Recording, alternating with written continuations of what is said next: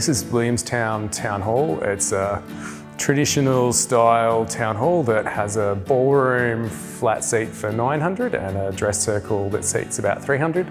We're a multi-purpose event space that does civic events, private events, lots of cultural gigs. We do comedy, we do live music, and we help a lot of the local kids graduate primary school and high school, as well as have their end-of-year concerts. So I suppose it's been the cultural hub of Williamstown area for over 100 years now. We probably had a bit of an outdated system that had been in the venue for 25 plus years, which got us most of the way for a lot of gigs, but really didn't have that clarity or definition or punch that we were really looking for a lot of shows. We pretty much knew to hit the vertical dispersion across the room that we would need a line array system, and we knew that to fit in as well as we could with the heritage nature of the room that we'd really want sort of a small footprint line array. We really wanted to go down the road of having a shootout and brought in a few different vendors who we thought had products that might meet the brief to really just see what was going to work in the room and what felt right.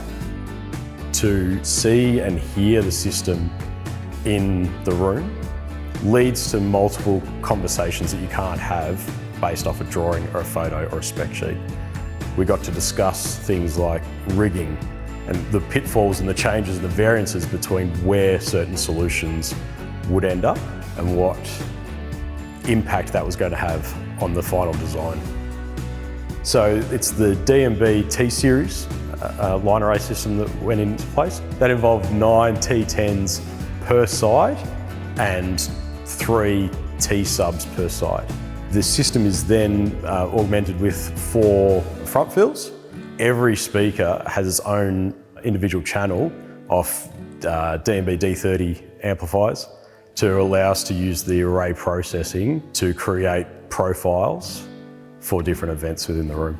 I thought that the actual size of the T-Series was quite discreet. Particularly on the install version, the rigging is essentially invisible from out front, which means that the hangs, whilst they are 13, 14 metres long, from the ground they actually look pretty discreet. We were really interested in the array processing, so our neighbours are roughly 6 metres, maybe 8 metres out the side window. So really having the array processing to just give us that extra tightness to really minimise the bleed across to the neighbours. Just having that flexibility to kind of keep as much sound as possible within the space was quite good for us. While the T-Series isn't exactly a brand new product, by adding this element of array processing to it, we provide a direct signal to each speaker individually, and that allows the system to work in multiple different profiles.